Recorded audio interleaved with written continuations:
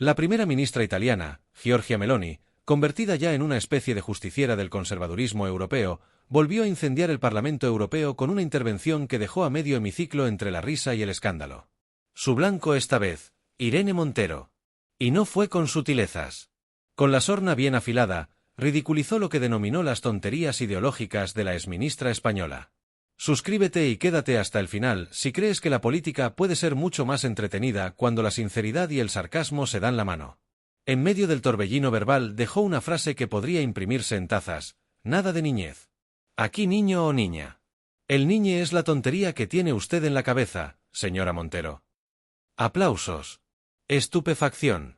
Una eurodiputada holandesa casi escupe el café. El traductor sueco, rendido de risa, declaró por el micrófono que no podía traducir esa barbaridad sin quebrarse. Las carcajadas cruzaron idiomas. Montero, en su esquina del escaño, mascullaba cosas sobre opresión semántica mientras algunos rompían el protocolo para aplaudir lo que parecía una bofetada diplomática sin anestesia. Todo comenzó con esa tensión escénica. El discurso fue una mezcla de teatralidad y filo, una descarga verbal que transformó el Parlamento en una trinchera de guerra semántica.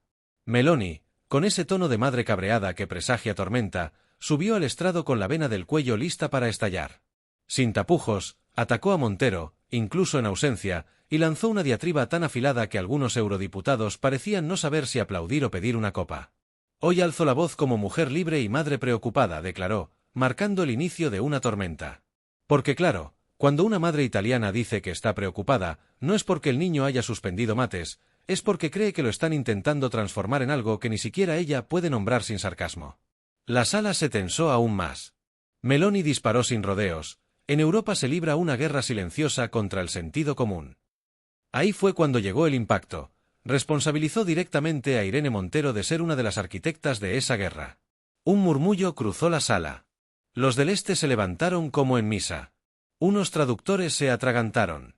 Los del Partido Popular Europeo asentían con gravedad, mientras otros miraban a cámara como si estuvieran en una parodia de The Office. Según Meloni, Montero no promueve derechos, sino que controla el relato con una agenda que parecía escrita entre George Orwell y Pablo Iglesias. Lo peor, según ella, no era el fondo, sino las formas. Y ahí vino el aluvión. Meloni denunció que Montero impulsó leyes que permitían a menores cambiar de sexo sin necesidad de diagnóstico médico. Algunos eurodiputados se fueron directos a Google para comprobar si eso era real o una hipérbole retórica. Spoiler, en algunos países, sí es cierto. Pero Meloni no se detuvo. Ha impuesto un lenguaje artificial que criminaliza al que no lo repite. La pausa dramática fue como un telón cayendo. Decir niñe sin que se te trabe la lengua ya era bastante, pero que encima te puedan multar por no hacerlo, eso, dijo, era distopía dulce versión ministerio. En ese instante, incluso algunos socialistas tragaron saliva. Un eurodiputado francés apretó los labios, quizás recordando a su abuela, preguntándose si ahora debía considerarla una señora no binaria de Charleville.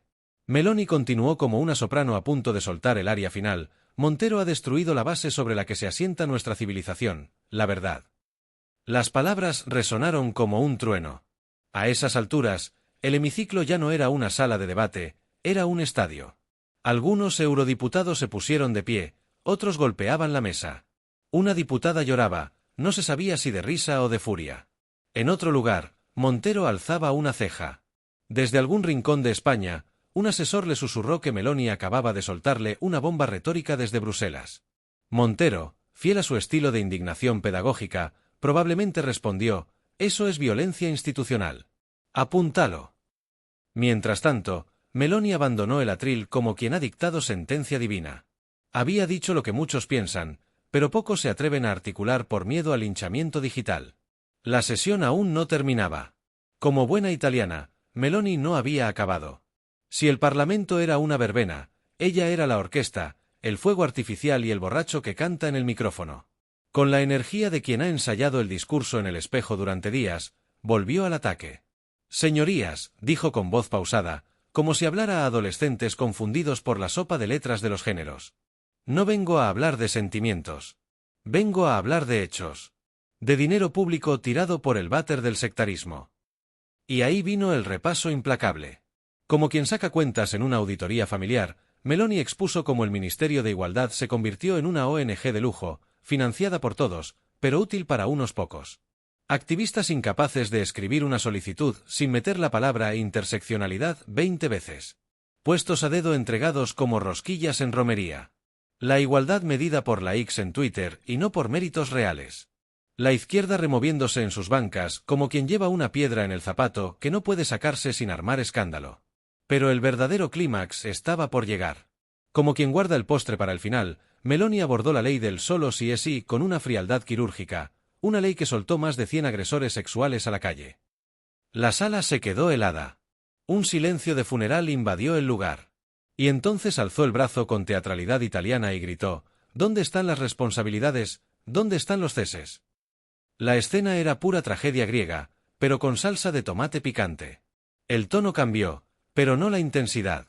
Parodiando lo que, según ella, era la reacción esperada de Irene Montero, Meloni puso cara de escándalo moral. Irene está escandalizada. Dice que mis palabras son violencia institucional. El sarcasmo era tan afilado que casi cortaba el aire. Decir la verdad con datos ahora es terrorismo emocional, sentenció con una sonrisa que olía a pólvora. El Parlamento parecía una serie de Netflix. Algunos eurodiputados intentaban mantener la compostura mientras otros se reían sin filtro. Me imagino a Montero escribiendo un hilo de 32 tweets, uno por cada decibelio de mi discurso, dijo Meloni. Con una foto en blanco y negro mirando al horizonte, #almohadilla ni una mentira más. El hemiciclo era una mezcla de monólogo de comedia y juicio moral. Los progresistas mascullaban que Meloni estaba usando el feminismo como saco de boxeo, pero ni ellos se lo creían del todo. Entonces vino el remate final. Con el dedo apuntando como quien lanza un misil verbal, Meloni enumeró: no se escandalizaba cuando salían violadores de la cárcel. No se escandalizaba cuando el dinero iba a manos amigas. No se escandalizaba cuando una mujer se sentía invadida en un baño público. Pero que no le cuestionen su dogma. Porque entonces la indignación se convierte en performance. Hubo risas, incluso entre los traductores. Nadie supo cómo traducir croquetas feministas en alemán. Mientras tanto, fuentes aseguraban que Montero, tras escuchar el discurso, murmuró que lo de Meloni era agresión retórica protofascista con aroma de colonia masculina. También dijo sentirse herida, pero fuerte. Iba a llevarlo a los tribunales de la sororidad internacional. Así terminó Meloni su intervención. Como si acabara de soltar un monólogo en los Goya. Dejó el estrado sabiendo que había tocado hueso, que había dicho lo que muchos callaban. Pero como buena italiana trágica, sabía que escandalizar era solo el inicio. Aún faltaba desmontar el chiringuito. Y lo prometió, la tercera parte iba a doler. Ya sin freno, Meloni lo dejó claro. Con la energía de una madre italiana pillando a sus hijos fumando, arrancó la última parte de su intervención. No venía a negociar, venía a limpiar con lejía ideológica. Europa no será cómplice de esta degeneración, proclamó con acento romano y mirada de apocalipsis inminente. La sala se volvió hielo. Algunos tragaban saliva, otros revisaban papeles en blanco. Y entonces, otra vez, lo soltó. El niñe volvió a escena. Nada de niñez. Niño o niña. El niñe es una tontería que tiene usted en la cabeza, señora Montero. El hemiciclo estalló de nuevo. Café por los aires. Traductores colapsados. Montero, desde la distancia, parecía una croqueta quemada, crujiente por fuera, blanda por dentro. Pero el golpe más duro aún faltaba.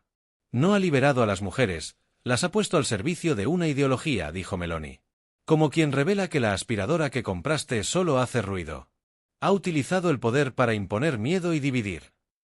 El clímax llegó cuando preguntó qué clase de feminismo hace que niñas compartan vestuario con hombres con barba. Murmullos, incomodidad. Un eurodiputado alemán murmuró: ¡ay madre mía!, en español. Ya no quedaban medias tintas. Si no podemos decir que 2 más 2 son 4, no somos libres. Y miró a cámara. Como quien lanza un mensaje al ciudadano que calla por miedo a que le digan fascista en redes. He venido a defender nuestras naciones, nuestras familias, nuestras verdades. Le tembló hasta la solapa. Y cerró con dinamita. Basta de Irene Montero. Basta de revolución fracasada. El Parlamento era un campo de batalla emocional. Algunos aplaudían de pie. Otros bajaban la cabeza. Montero, desde Madrid, comenzó a dictar un nuevo manifiesto entre lágrimas, camiseta de ni una menos y ventilador de fondo. La escena final fue digna de una sátira. Montero acusaba a Meloni de violencia política, eurocentrista, institucional y especista. Decía sentirse traicionada. Dicen que lloró. Que pidió reunión de feministas cuánticas. Que quería denunciar a Meloni ante la ONU y la RAE. Pero en Bruselas la imagen era otra. Meloni se alejaba dejando tras de sí el eco de una verdad incómoda que no se va ni con incienso. Y Europa, esa noche, olió distinto. Menos a ONG, más a barrio. Mientras Montero mascaba su propio discurso con sabor a derrota, entendió lo que es que te sirvan tu medicina, pero desde Roma, sin azúcar, con sarcasmo y con un par.